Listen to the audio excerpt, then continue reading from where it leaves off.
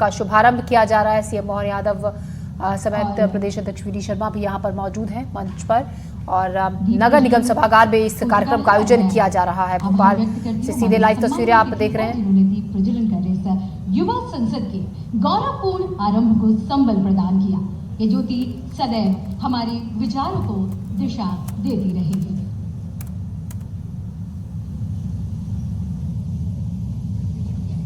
और अब मैं आप सभी से आग्रह करती हूँ कि कृपया सम्मान पूर्वक अपने स्थान पर खड़े हो जाएं। हम सब मिलकर राष्ट्रगीत का सामूहिक गायन करेंगे। आइए इस पावन अवसर पर हम एक स्वर में, एक भाव में अपने राष्ट्र के प्रति अपनी श्रद्धा और सम्मान व्यक्त करें।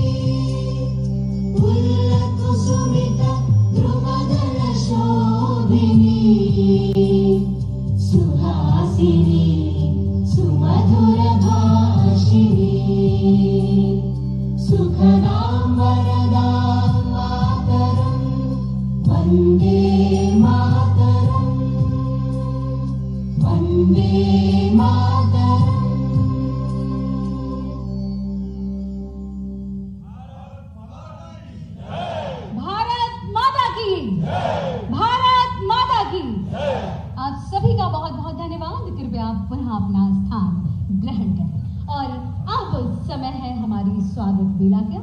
जैसा कि हमारी परंपरा है अतिथि देवो भव की, और अब मैं माननीय वैभव पवार जी से आग्रह करती हूं कि वे हमारे बीच उपस्थित प्रदेश के यशस्वी मुख्यमंत्री डॉक्टर मोहन यादव जी का स्वागत करें। जोरदार तालियां हो जाएं। बहुत ही अद्भुत और अविस्मरणीय क्षण है ये। हमारे बीच आज प्रदेश के गौरव, प्रदेश के मुखिया हमारे बीच यहाँ उपस्थित हैं। हम सबके बीच यहाँ उपस्थित हैं अपना मार्गदर्शन देने के लिए। अब मैं माननीय रंजीत चौहान जी से आग्रह करूंगी कि हमारे बीच उपस्थित हमारे प्रदेश अध्यक्ष माननीय श्री विष्णुदत्त शर्मा जी का स्वागत करें, वंदन करें। जोरदार तालियां हो जाएं। जी हाँ, और अब मैं आग्रह करूंगी श्री अजय पाटीदार जी से कि हमारे बीच उपस्थित माननीय रोहित चहल जी का, जो राष्ट्रीय महामंत्री युवा मोर्चा है, उनका स्वागत करें। और श्री केपी पवार जी से आग्रह करूंगी कि माननीय वैभव पवार जी का, जो प्रदेश अध्यक्ष है युवा मोर्चा के, उनका स्वागत करें। उपस्थित आदरणीय डॉक्टर मोहन यादव जी, हमारे मुख्यमंत्री जी का जोरदार करतब से स्वागत कीजिए।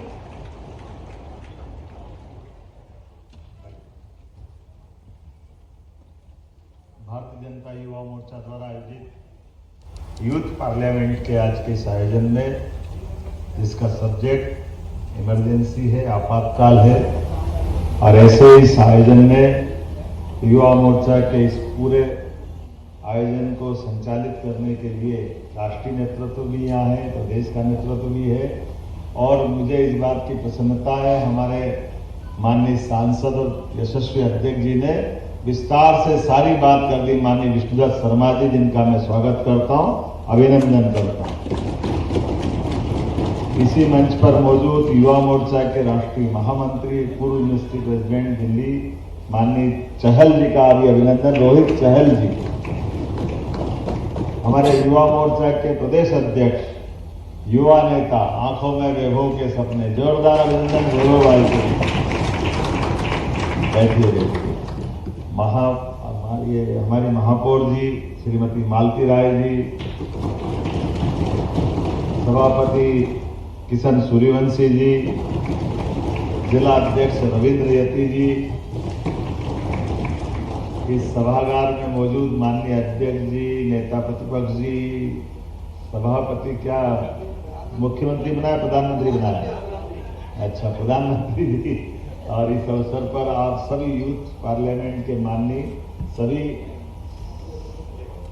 आज के इस पार्लियामेंट के यूथ पार्लियामेंट के माननीय सांसदगण, है ना, ऐसे ही बोलेंगे ना, मंत्रिमंडल भी बना, मैंने सुना बना है। देखो, ये है आनंद हमारे बीच, ये होना चाहिए। लोकतंत्र में हमारा इन्वॉल्वमेंट कराने के लिए इस रोचकता के भरोसे से अपने में से जब हमको मौका मिल जाए तो हम क्या करेंगे, ये अपने अरमान सबके दिल में रहते हैं। तो अरमानों का मूर्त रूप लेने के लिए आज आप सब लालायित। मैं 2-4 लोगों से प्रश्न पूछना चाहूँगा, तो आप में से अपन संवाद करते बात कर लें। अध्यक्ष जी, यहाँ तो आपकी अनुमति लगेगी, अब आपकी की तो लगेगी नहीं। सभापति जी ने अनुमति दे दी भाई, है बड़े उदार हैं, बहुत अच्छे। मैं ये पूछ रहा हूँ कि आपातकाल के 50 वर्ष हुए और आज इस पे क्यों बात करने, क्या जरूरत है इसकी बात करने की? नेता प्रतिपक्ष से पूछ लेते हैं। मेरा ये मानना है, सबसे पहले आपको अभिवादन माननीय मुख्यमंत्री जी। मेरा ये मानना है, एक मिनट में थोड़ा संशोधन कर दो, यहाँ अध्यक्ष को संबोधित करके बात कर लो ना। ये सेक्रेटरी महोदय हैं, अध्यक्ष जी अभियान।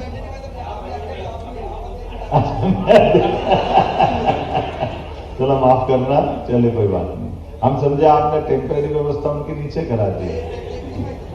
चलिए कोई बात नहीं, बताएं। मेरा ये मानना है कि हम जब इतिहास को देखते हैं तभी हम सीख लेते हैं। तो आज अगर हम इतिहास का संशोधन करेंगे तभी हम ये सीख पाएंगे कि हमने क्या गलतियां की, हमारी सरकारों ने क्या गलतियां की जो आगामी आने वाली पीढ़ियों को नहीं करनी है और आगामी आने वाली सरकारों को भी नहीं करनी है। धन्यवाद। मैंने प्रश्न क्या किया था, ध्यान में क्या किया था कि हम इमरजेंसी को के बारे में फिर से क्यों ये मौके पार्लियामेंट के लिए चर्चा कर रहे हैं। बहुत अच्छा, बहुत अच्छा। बैठिए आपकी बैठिए, बहुत धन्यवाद। और कौन बोलेगा? मेरा प्रधानमंत्री से पूछे, ये भी हाथ खड़ा कर रहे हैं। नेता प्रतिपक्ष में तो आपका नंबर आ जाता है सब। नेता सदन तो वो तो प्रधानमंत्री तो हुए। आप बताएं। सभा में उपस्थित मंचासीन सभी अतिथिगणों को मेरा शिक्षक नमन, नमस्कार। माननीय, इमरजेंसी या आपातकाल की पे चर्चा करने की जरूरत आज हमें इसलिए है कि 1975 से 2025 तक का ये जो सफर है, इस सफर में हमारे लोकतंत्र ने कई उतार चढ़ाव दिए और इस उतार चढ़ाव को समझने के लिए और हमारे माननीय प्रधानमंत्री श्री नरेंद्र मोदी जी का 2047 तक का जो विकसित भारत का सपना है उसको साकार बनाने के लिए जो आइडियल स्टेट है, उस आइडियल स्टेट को समझने के लिए हमको ये जानना पड़ेगा कि इमरजेंसी जैसे कानून और उनकी वजह से जो कॉन्सिक्वेंसेज हैं उनसे हमने कैसे डील किया और हमको कैसे उनसे बचना चाहिए। अच्छा, मैं ये पूछना चाह रहा हूँ कि इमरजेंसी में हुआ क्या था? जी माननीय, जब 25 जून 1975 को इमरजेंसी लागू हुई, आपातकाल लागू हुआ, तो उसमें कई सारी चीजें हुई। कॉन्स्टिट्यूशन एक आधी बताओ, पहले एक ही बताओ, है ना, क्या हुई? माननीय, सेंसरशिप क्या होती है, वही तुम्हें पूछना चाह रहा हूँ। माननीय, हमारे संविधान ने हम सभी को एक मौलिक अधिकार दिया और वो है right to freedom of expression. मैं आज आपके समक्ष अपने मन की बात कह पा रहा हूँ, ये एक मौलिक अधिकार है जो मुझे मेरा संविधान देता है। बहुत अच्छा। और जब इमरजेंसी लगी तो मुझसे मेरा ये मौलिक अधिकार छीन लिया गया। बहुत अच्छा, बैठिए, बहुत अच्छा। और कौन बताएंगे क्या हुआ इमरजेंसी में? अब बीच वालों को बुला लेंगे, मैंने नहीं बोला अभी तक, एक आधा कौन आपने से खड़ा बोला? हाँ बता दो, माइक इधर दे दो। सर, सबसे पहले सभी आदरणीय महाजनों को मेरा प्रणाम। मैं एक छोटा सा सुझाव दूं, सीधे सीधे अपने मुद्दे की बात कर लो। आपने है ना अपनी जो आपको कहना है, एक शब्द में बोल दो कि आपको इस इमरजेंसी में सबसे खराब क्या लगा ये बता। सर मेरे हिसाब से जो हमारे मूल अधिकार थे, यानी कि हमारे जो फंडामेंटल राइट्स थे, उन्हें छीन लिया गया था, जिसमें अनुच्छेद 14, 19 व 21 भी शामिल थे। इसका मतलब ये है कि ना अब हमारे पास राइट टू इक्वालिटी यानी समानता का अधिकार था, ना हमारे पास फ्रीडम ऑफ स्पीच थी, और ना ही हमारे पास जीने का अधिकार यानी फ्रीडम टू लाइफ भी नहीं था। ये सब जीने का भी नहीं था। जी नहीं सर, आर्टिकल 21 तक निलंबित कर दिया। जीने का अधिकार तो थोड़ा ज्यादा हो गया। नहीं सर, अरे एक थोड़ा संशोधन तो कर लो बहन जी। क्या है, जीने का अधिकार जेल में दे दिया है घर से उठा के। Yes. लेकिन जीने का अधिकार तो था भैया, कोई गलत तो नहीं है। जीने का अधिकार नहीं मतलब सबको मृत्यु दंड दे दिया, ऐसा तो नहीं लग रहा ना। नहीं सर, पर जब न्यायपालिका को नहीं, कोई बात नहीं, आपके लिए ताली बजाओ, बहुत अच्छा बोल रहे हैं। अब दूसरे का नंबर आ जाए। अब जरा आपके हाथ से गया उधर जा रहा हूँ, ये तीसरे नंबर कॉलम पे इधर ले लो। जो खराब लगा वो क्या था, छोटे से मैं बोलूं, बहुत लंबी छोटी बात बोलने में थोड़ा सा ऐसा लग रहा है कि आप बहुत ज्यादा पढ़ के आए हो। पढ़ के तो बहुत अच्छा है, लेकिन अब अपने मन की बात बता दो। सर मुझे लगता है कि बहुत बड़ी गलत चीज ये हुई थी कि नसबंदी हो गई थी, तो बहुत गरीब लोगों से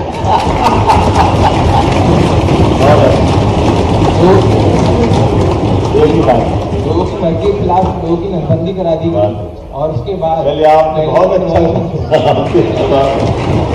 ये इसने ठीक कहा कि नसबंदी यानी जनसंख्या नियंत्रण एक विषय हो सकता है, लेकिन जनसंख्या नियंत्रण के आधार पर कई लोगों के साथ जो अन्याय कर दिया वो बहुत बड़ा विषय बना था। उस समय मैं आपको अभिनंदन करता हूँ।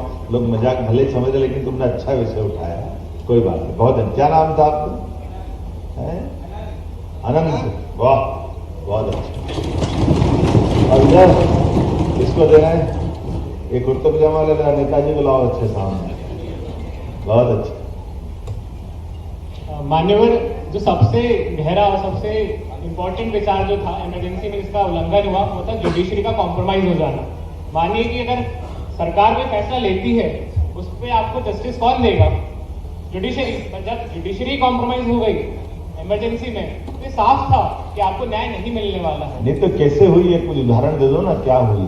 मान्यवर, सबसे पहले तो जब केशवानंद भारती जी का केस हुआ, उसमें जब सरकार को फैसला रास नहीं आया, तो इसमें बेसिक स्ट्रक्चर डॉक्ट्रिन दिया गया, जिसमें कोर्ट्स को यह अधिकार था कि वो उन कानूनों को निलंबित कर सकते हैं जो संविधान में जो पार्ट 3 है हमारा। बहुत अच्छा, बैठ जाओ, है ना, बहुत अच्छा। अब आगे बताओ भैया, कौन बोलेगा? अरे आप थोड़ी बोलोगे, आप तो सच्ची हो। चलो इनसे ही पूछ लो यार एक बार, चलो ले लो।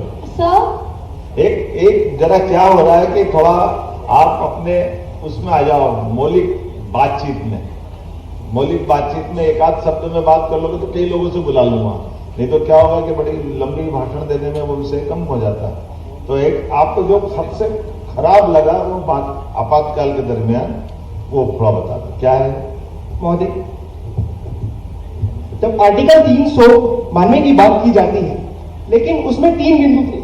उन 3 बिंदुओं में से किसी एक भी बिंदु पर उस समय चर्चा नहीं गई, लेकिन उसके बाद भी उस समय इमरजेंसी लागू कर दी गई। ये सबसे घिनौनी बात मुझे लगी। बहुत कोई बात नहीं। और आगे कौन बता रहा है? अरे खड़े होकर थोड़ी, बैठ के हाथ करो ऊपर। हाँ,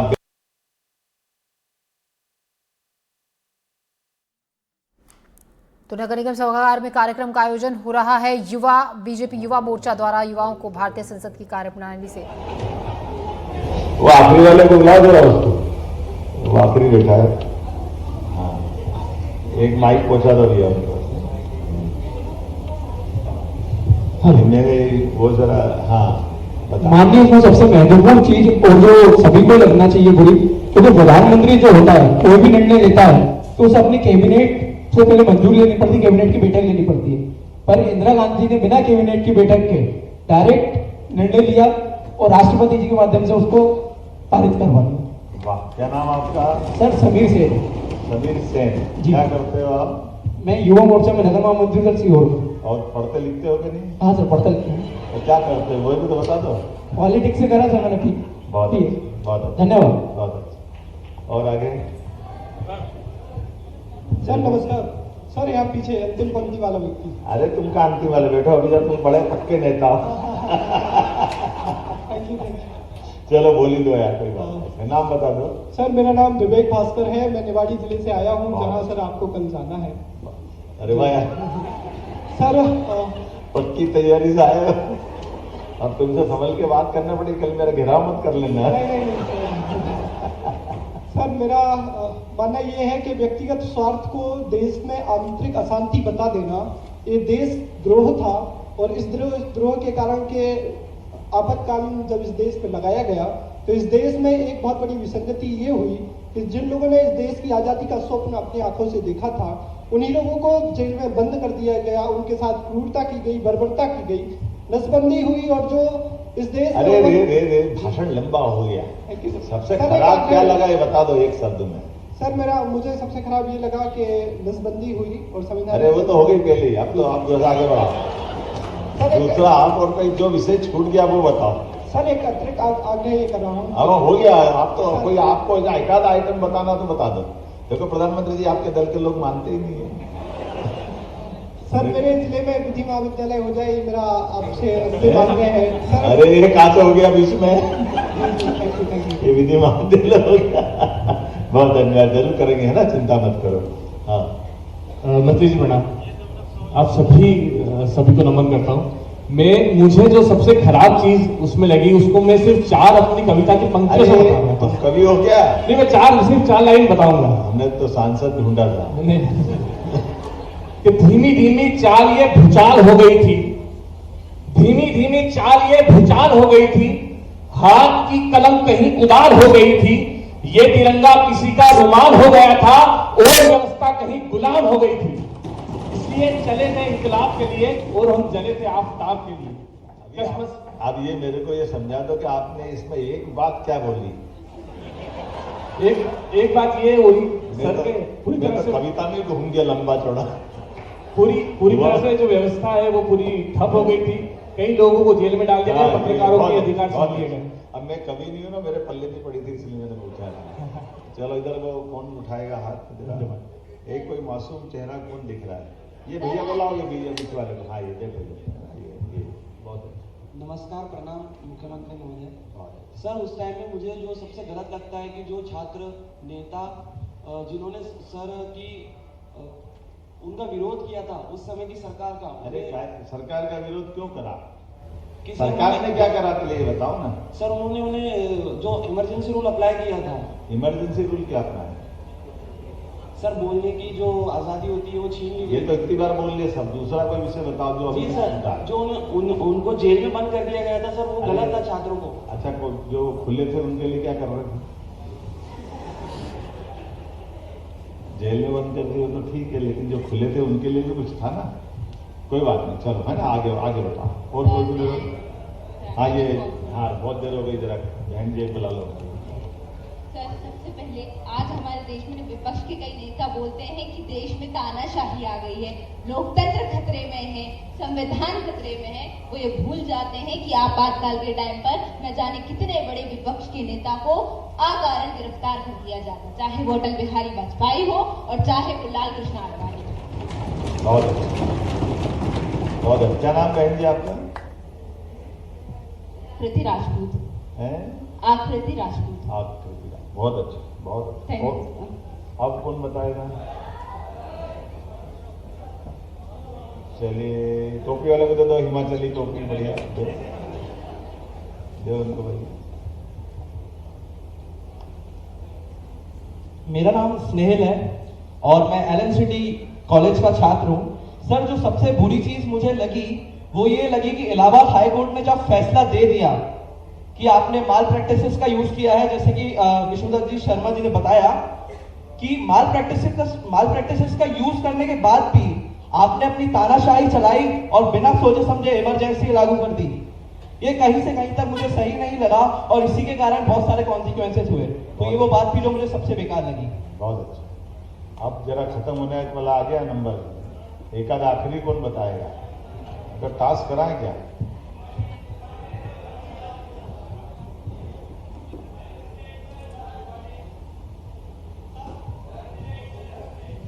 तुम होशियार गुरु, माइक पहले हाथ में ले रहे हो, हाथ ऊंचा कर रहे हो। चलो कोई बात नहीं। धन्यवाद सर। सर सबसे बुरा मुझे ये लगा कि सर जिस मीसा एक्ट के तहत लोगों को गिरफ्तार करके जेल में डाला जा रहा था और आज के कुछ जो राजनेता हैं कांग्रेस के साथ मिले पड़े हैं, वो जो जैसे लालू प्रसाद यादव अपने बेटी का नाम मीसा रख दिए और आज उन्हीं कांग्रेस के साथ वो बैठ के सरकार और सत्ता चलाते हैं, तो ये बहुत बुरा चीज लगा। बहुत अच्छा। क्या नाम आपका? बहुत अच्छा। सर मेरा नाम अविनाश पांडे, मैं बिहार औरंगाबाद से। बहुत अच्छा, जब पक्के वाले हो। बहुत अच्छा, बहुत अच्छा। अरे भैया अब तो टाइम खत्म हो गया है। एक लास्ट पर तुम्हारा लास्ट के बाकी का सबका। नहीं सर, एक इंसिडेंट बताना चाहूंगा। इंस्टेंट नहीं, जो सबसे खराब लगा वो बता दो। सर एडीएस में सर जब सुप्रीम कोर्ट में सर एक जज ने जुडिशियरी सिस्टम में जब ये पूछा जर्नल से कि अगर किसी की हत्या कर दी जाती है कारावास में या गिरफ्तारी के समय इमरजेंसी में, तो वो भी कोई मुकदमा नहीं कर सकता सरकार के ऊपर। तो मतलब अगर गिरफ्तार कर लिया गया इमरजेंसी के समय किसी पॉलिटिशियन को, तो उसकी हत्या की जा सकती थी और निर्दोष लोगों की हत्या की जा सकती थी। एवं नसबंदी जो तो हो गई, आगे बढ़ो। सर एक जो छूट गया वो बताओ। जो मानव अधिकार थे उन्हें छीन लिया गया। बहुत सर जो मीडिया के अब मर्जी से नहीं बोलना। सर मैं बताऊं, चलो आखिरी बहन को हमारी बुला लेते हैं, आप माइक दे दो। अभी माइक ले लो भैया, इधर आप जरा मैदान में ले आओ। सर मैं एक लाइन प्लीज बोलना चाहूंगा। अरे उनको तो बोले, एक मिनट, जरा अनुशासन का भी पालन कर लो। ये बेटा ये तो माइक मत ले जाओ उधर, जरा दुनिया कौन सी में है। आप वो आखिरी उस बहन को बुलवा लो, बताओ बेटा बोलो। सर दिल्ली में अरे तुम इधर जाओ ना, जरा तुमको कह रहा है, यहाँ जाओ इनके पास। हाँ बस बढ़िया बताओ। सर दिल्ली में सौंदर्यीकरण के नाम पे जो सत्ता के युवराज थे, उन्होंने प्राइड प्रोजेक्ट के नाम पे लाखों लोगों को बेघर किया था और उनकी हत्याएं भी की गई थी। ये देखो साहब, बहुत अच्छा, बधाई। आपका नाम बताना है? सर वंशिका। वंशिका, बहुत अच्छा, अच्छी बात हुई, बधाई आपने, बहुत बढ़िया। मैं आज के इस अवसर पर इस यूथ पार्लियामेंट के लिए आप सबका स्वागत करता हूं, अभिनंदन करता हूं। और देखो आप सबको मालूम था हमारा भाषण का 90% काम आपने पूरा कर दिया। मैं कुछ बोलूं उसके पहले आप सबको मालूम है। ये जो अंदर की बात है, अब इसमें से जो 2-3 चीजें छूटी है, केवल वही मैं बोलूंगा। जैसे आज के इस समय में अगर आज आपातकाल होता तो क्या होता, इससे चालू करो। आपके हाथ में अखबार नहीं आता, ध्यान में आया? इलेक्ट्रॉनिक न्यूज चैनल पे समाचार नहीं आते, आकाशवाणी पे समाचार नहीं आते, सोशल मीडिया, इंटरनेट, जिस किसी को तुम क्या क्या चैट जीपीटी और क्या क्या करते रहते हो, वो सब खाली हो जाता है। अंदाज लगा लो कि अगर आज आपातकाल होता, उस दौर में समाचार पत्रों की लाइन काट दी, पेपर नहीं छपना चाहिए, आकाशवाणी पे समाचार उनके द्वारा जो बोला वही बोले, बाकी सब समाचार बंद। सारे प्रकार से जो अभिव्यक्ति की, जो आपकी जो मोबाइल से मोबाइल पे बात कर रहे हो आप, वो मोबाइल भी पहले वो सुनेंगे तो आपको आपके मित्र तक जाने देंगे लाइन। अगर आप फोन पे भी आप बात कर रहे हो तो फोन पे भी आपकी लाइन कट हो जाएगी और आपको बंद कर दिया जाएगा। कल्पना करो कि वो कौन सा दौर। और ये सब क्यों हुआ? ये इसलिए हुआ कि केवल एकमेव जो तत्कालीन प्रधानमंत्री जी थी, उन्होंने एक चुनाव में अपना भ्रष्ट आचरण किया। चुनाव के लिए गलत सलत तरीके से चुनाव जीत गए। अब चुनाव जीत गए तो लोकतंत्र में क्या होता है, पिटीशन लगी, राजनारायण जी हार गए और उनने सुप्रीम हाईकोर्ट में इस बात को सिद्ध किया कि ये तत्कालीन प्रधानमंत्री ने जो चुनाव लड़ा उसमें उनने सारी नैतिकता ताक पे रख करके सारे प्रशासन का उपयोग करके ये चुनाव जीत गई। अब ये केवल हमको समझने की जरूरत है। अगर ये हुआ है और कोर्ट उसको 3 साल सुनने के बाद, इंदिरा गांधी जी के भी तर्क सारे सुने, राजनारायण जी के तर्क भी सारे सुने और विद्वान न्यायाधीश ने फैसला दिया कि ये मुकदमे में जो शिकायत की गई थी वो सही पाई गई, इसलिए प्रधानमंत्री जी का ये चुनाव में चुना जाना ये अवैधानिक है। अब इसमें क्या गलत था? कुछ गलत था क्या? लेकिन ये जो बात आई है कांग्रेस और कांग्रेस के नेताओं को, ये इनके जिन्स में है।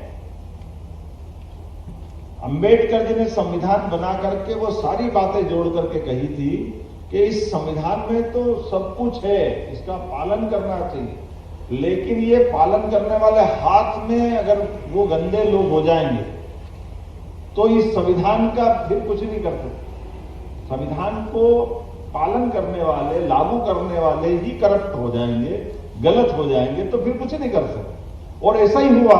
संविधान में तो न्यायालयों को भी स्वतंत्रता थी। लोकतंत्र के अंदर संविधान की इस व्यवस्था के भावना के आधार पर तो मुकदमा चला था। तो 12 तारीख को तो मुकदमा का फैसला आया, लेकिन 12 तारीख से लेकर 25 तारीख तक पूरे देश में आंदोलित हुए। आप बताइए, कोई फैसला करे कोर्ट कहीं भी तो उसको लागू होने में कितनी देर लगना चाहिए? सूर्यास्त नहीं होना चाहिए। हाँ, ये अलग बात है कि आप उसकी सुप्रीम कोर्ट में अपील करते, आप कुछ और सोचते, आपने वो कुछ नहीं किया। आपने उस फैसले को, फैसला देने वालों को और पूरे देश को अपनी दादागिरी से आपातकाल डिक्लेयर किया। अब आपातकाल करने के लिए भी, इमरजेंसी के लिए हमारे फेडरल सिस्टम है, संघीय पद्धति है, अर्थात इस देश के अंदर 2/3 राज्य सरकारें अगर उसको प्रस्ताव को भेजेगी तब इमरजेंसी लगती। किसी राज्य सरकार ने कोई प्रस्ताव नहीं भेजा, उनकी खुद की कैबिनेट के लोग भी नहीं आए, और सुबह 6 बजे ऐसे ही जाकर के अपने कैबिनेट फर्जी बता करके और राष्ट्रपति से साइन करके लागू करा दिया। और लागू करने के बाद वो तांडव किया गया जो आप सबने बताया, उसका मुलम्बा कुछ भी चलाया। तो ये अगर मूल रूप से संविधान को न मानने वाला संविधान की आत्मा के साथ हत्या करने के बराबर हुआ कि नहीं हुआ? तो ये जो उस समय हुआ कि आज भी अगर आपने यहां सारा लोकतंत्र जिंदा कैसे रहता? प्रेस मीडिया जिंदा होना चाहिए, सोशल मीडिया जिंदा रहना चाहिए, ये तमाम प्रकार की जुडिशरी जितनी कोर्ट है वो सब अपनी स्वतंत्रों को फैसले दे दे। उन्होंने तो और आगे बढ़ के निर्णय किया। अगर उनके निर्णय पे लागू होते हैं कि भविष्य में कोई भी कोर्ट, सुप्रीम कोर्ट के, हाई कोर्ट के किसी भी दायरे में प्रधानमंत्री का पद नहीं आएगा, उनसे भी ऊपर हो जाएंगे तो भगवान हो जाओगे आप। जब कोर्ट से भी ऊपर होगा तो भगवान ही होगा, क्या बचा? अब आप बताओ, अगर ये सब होता तो लोकतंत्र जिंदा रहता क्या? और इसकी लड़ाई लड़े हमारे सभी नेता ने, सारे नेतृत्व करता, हमारे अटल बिहारी वाजपेयी से लेकर आडवाणी तक सारे, और केवल राजनीतिक दल नहीं, राष्ट्रीय स्वयंसेवक संघ से लेकर सारे लोग जो लोकतंत्र के लिए, तो ये केवल 22 साल में हो गया। 47 में देश आजाद हुआ। देश आजाद होने में 1000 साल की गुलामी लगी थी, और 1000 साल की गुलामी को 22 साल के अंदर ही कांग्रेस ने कहां पहुंचा दिया था। अब अपने देश और देश के आसपास की तरफ देखो निगाह डाल के, अगर हमारे लोग वो लड़ाई नहीं लड़े होते तो आज पाकिस्तान में क्या हो रहा है, बांग्लादेश में क्या हो रहा है, श्रीलंका में क्या हो रहा है, पूरे देश और दुनिया के आसपास की निगाह डालोगे तो आपको तुलना मिल जाएगी। हमने ये जो लड़ाई लड़ी है, ये भाजपा, जनसंघ, संघ सबने मिलकर सच्चे अर्थ में लोकतंत्र की लड़ाई है। और अब उसका आगे देखो, ये जो हमने उस समय देखा था, उनके वंश के आगे बेटे क्या करते हैं? 3 तलाक का फैसला हुआ है, बहनें बैठी है यहाँ पर, कोई भी बेटी का विवाह होके जाए, 2 बच्चे 3 बच्चे हो जाए, वो केवल तलाक करे और बाय बाय हो जाए, कितना खराब निर्णय है। जिस माँ बाप की बेटी घर से जाती है उसकी आत्मा से पूछो, जिस बेटी पे गुजरे उसके ऊपर बीती बात क्या होगी। लेकिन दुर्भाग्य के साथ कहना पड़ रहा है, ऐसे खराब कानून को आमतौर पर मान के चले पॉलिटिकल पार्टी डिसाइड नहीं कर पाती, तो कोर्ट ने निर्णय कर दिया, सुप्रीम कोर्ट ने। लेकिन सुप्रीम कोर्ट के लिए गए निर्णय को भी बदलने का पाप किसने किया? इंदिरा गांधी जी के बेटे ने किया, वर्तमान के नेता प्रतिपक्ष के पिताजी ने किया। वही लाइन है, जो मां कर रही वो बेटा कर रहा, और बेटे का फिर बेटा कर रहा। वो आप राहुल गांधी जी क्या कर रहे हैं? वो भी उसी लाइन पे चल रहे। मनमोहन जब पक्ष में थे तो क्या कर रहे थे? पक्ष में थे तो वही कर रहे थे। मनमोहन सिंह जी चुनी हुई सरकार के प्रधानमंत्री, दुनिया का सबसे बड़ा लोकतंत्र भारत, और उसकी पार्लियामेंट्री बोर्ड के आधार पर सर्वाधिकार संपन्न कैबिनेट ने निर्णय किया। उस कैबिनेट के निर्णय को फाड़ करके मनमोहन सिंह के मुंह पे फेंकने का काम कौन कर रहे हैं? वापस वही कांग्रेस के लोग कर रहे हैं। और इनके माध्यम से अब फिर दूसरी नाटक, जब अपोजिशन में आ गए तो संविधान खतरे में, क्योंकि इनके भ्रष्टाचार के आरोप लगे। तो जो दादी ने नहीं माना था, वापस ये कह रहे हैं। जब इन पे ये आरोप चल रहे हैं और सब पे जब जमानतों के मुकदमे चल रहे हैं, तो ये कह रहे हैं कि तानाशाही हो गई। तानाशाही हो गई कि लोकतंत्र आ गया। आपके को छोड़ता हूं, तानाशाही आई है। अगर कोर्ट के लिए तो सब बराबर है, राजा हो या रंग, अपोजिशन वाला हो या पक्ष वाला, सबके लिए बराबर है। अगर उन पे मुकदमे चल रहे हैं तो ये मोदी जी गलत कर रहे हैं क्या? लोकतंत्र में होना चाहिए कि नहीं होना चाहिए? और बताओ, अब ये चुनाव हार जाए तो मशीन खराब, और चुनाव जीत जाए तो यहां तो ठीक है, वहां गड़बड़ है।